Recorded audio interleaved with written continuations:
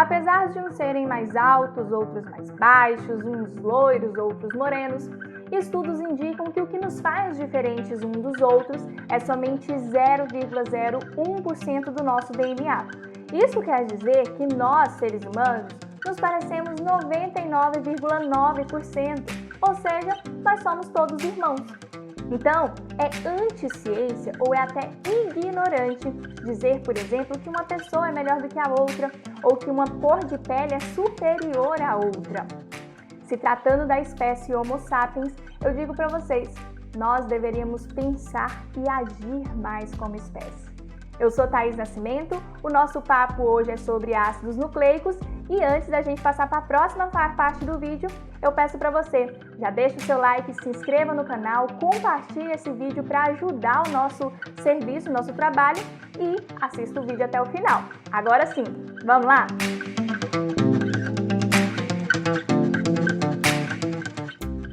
Nós temos dois tipos de ácidos nucleicos. Nós temos o DNA, que é o ácido desoxirribonucleico, e nós temos o RNA, que é o ácido ribonucleico. Os ácidos nucleicos, eles são polímeros, ou seja, macromoléculas, como já estudado anteriormente, formado de várias partes menores que nós chamamos de monômeros. No caso, o nosso polímero é o DNA e o nosso monômero é o nucleotídeo. Vamos conhecer a estrutura desse nucleotídeo? Gente, aqui nós temos então a nossa carinha do nosso nucleotídeo e de cara dá para ver assim, ó, três estruturas importantes. A primeira é um grupamento fosfato, a segunda uma pentose, que é um açúcar, e a terceira uma base nitrogenada. Gente, vamos começar pelo fosfato. Por que existe o fosfato e por que ele é importante? Porque o fosfato, ele vai conferir ao nosso material genético a característica ácida. Lembra que são ácidos nucleicos e esse fosfato confere essa característica. Além desse fosfato, então, nós temos uma pentose. Por que pentose, professora? Por que esse açúcar aqui se chama pentose? Porque, como nós vimos lá em bioquímica, ele possui 5 carbonos, ok? E depois disso, ele tem na sua estrutura uma base nitrogenada. Olha só, então, a estrutura geral do nucleotídeo se resume fosfato mais açúcar, né, pentose, mais uma base nitrogenada. Tá, professora? Se o RNA e o DNA todos são compostos por nucleotídeos, o que diferencia neles? Primeira coisa, o que diferencia neles é a pentose do nucleotídeo. Olha só, se você é um estudante de qualquer outro cursinho, você olha para essas duas estruturas e você pensa logo que elas são parecidas, que elas são muito iguais e não consegue ver a diferença. Mas como você faz cursinho popular, você vê essa diferença aqui. Vamos começar pelo RNA. O nosso RNA, ele é uma ribose. Por quê? É um ácido ribonucleico, porque o açúcar dele é uma ribose. E ele se chama ribose justamente pela presença de uma hidroxila. Então, por isso, o nosso ácido ribonucleico se chama ácido ribonucleico. Por quê? Uma ribose com presença de hidroxila.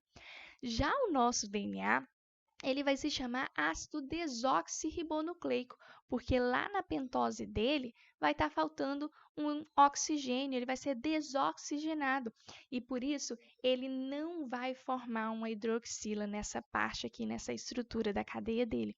Por isso o ácido desoxirribonucleico. O pulo do gato aí para vocês saberem a diferença entre os materiais genéticos, ok? Então, resumindo, ácido ribonucleico, RNA. É uma ribose, o seu açúcar, porque possui hidroxila. Ácido desoxirribonucleico possui no seu açúcar uma desoxirribose. O seu açúcar é uma desoxirribose e tem a ausência de um oxigênio, por isso não forma hidroxila, ok? Mas vamos falar um pouco sobre as características gerais desse nosso material genético. A primeira coisa é que o nosso DNA ele vai ser localizado principalmente no núcleo da célula. Fora do núcleo da célula, eu só encontro o DNA quando eu tenho a minha mitocôndria ou então o meu cloroplasto, ok? Então, DNA, núcleo da célula, mitocôndria e cloroplasto. Esse DNA ele tem uma função muito específica, que é armazenar as informações genéticas que vão definir essas características do organismo vivo. Ou seja, todas aquelas informações genéticas que são passadas de geração para geração, como cor do cabelo, cor dos olhos, altura, doenças, tudo isso está gravado no DNA.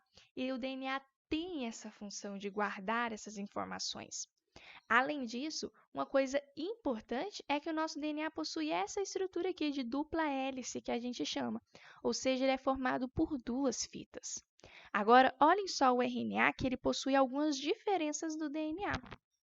A primeira coisa é que ele é formado por uma única fita, ok? Então, ele é simplesinho, o RNA. Ele é formado por uma única fita.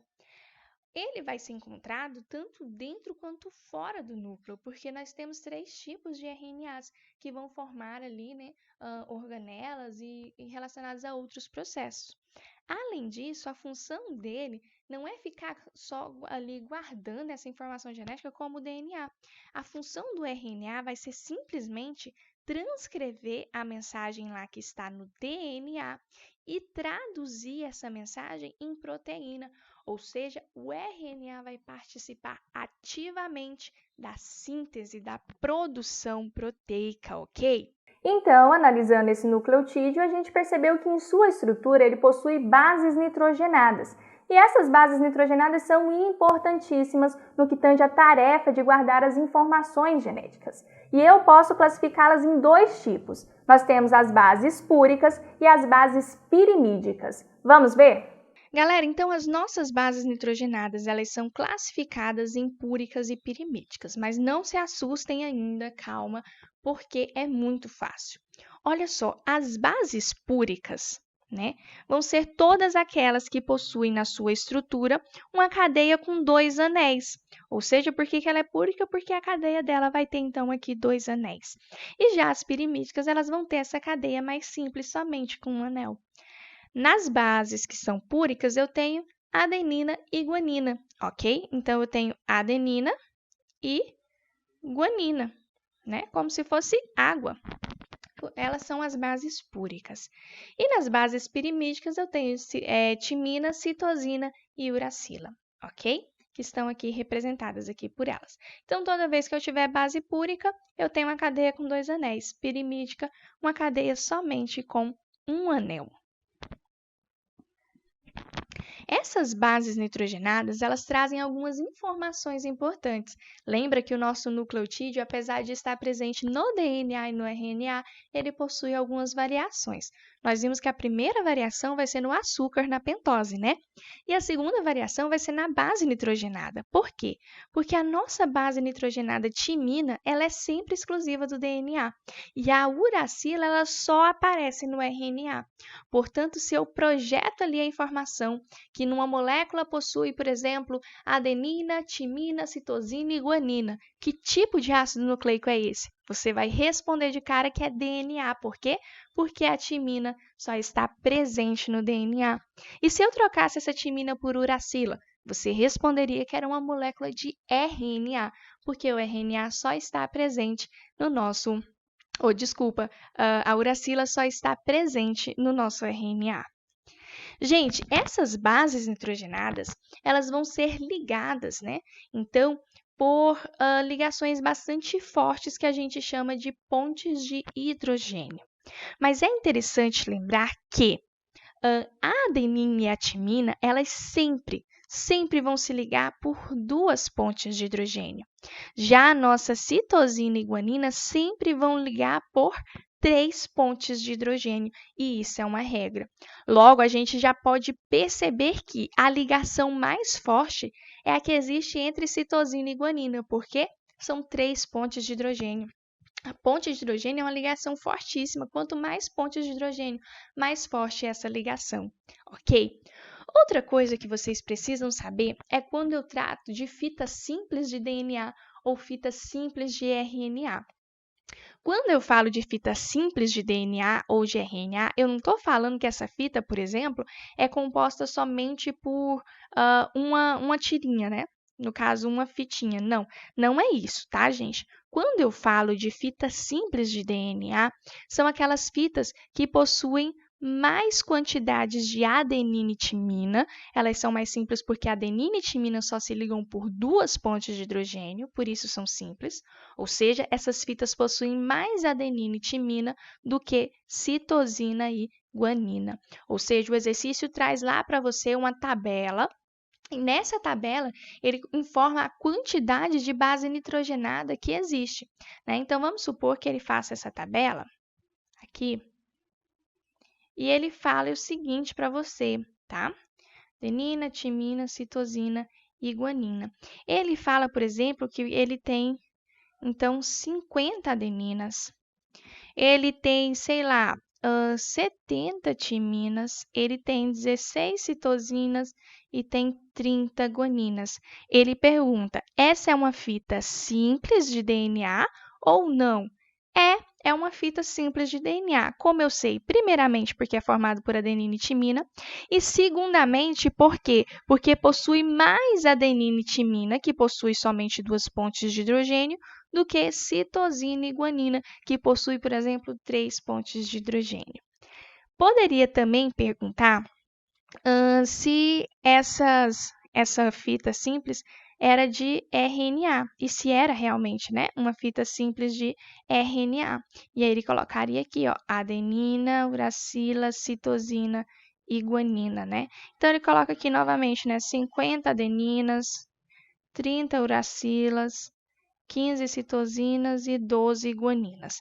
Aí ele vai perguntar, isso é uma fita simples de RNA? E é RNA? Sim, você pode afirmar por quê? Tem a presença de uracila aqui, então a gente já sabe que é RNA. E é uma fita simples? Sim, por quê? Porque tem mais adenina e uracila, que também se ligam só por 2 pontes de hidrogênio, do que citosina e guanina, que é um tipo de ligação um pouco mais forte e mais complexa, ok? Diferente do DNA, o RNA ele pode ser classificado em 3 tipos. Nós temos o RNA ribossômico. Ele vai formar então os ribossomos, as nossas organelas que são importantíssimas na produção de proteína. O segundo tipo de RNA que nós temos é o RNA mensageiro, e ele é aquele que sai do núcleo carregando as informações então para a produção, para codificar essa proteína. E por último nós temos o RNA transportador. Ele vai ser importante porque ele vai transportar os aminoácidos que vão ser utilizados para montar essa proteína. Lembrando que o RNA transportador, ele possui um formato diferente dos outros RNAs, que é o que facilita com que ele faça esse carregamento de aminoácidos, ok? Então aqui a gente finaliza o nosso conteúdo de bioquímica e eu espero vocês na próxima aula. Um abraço!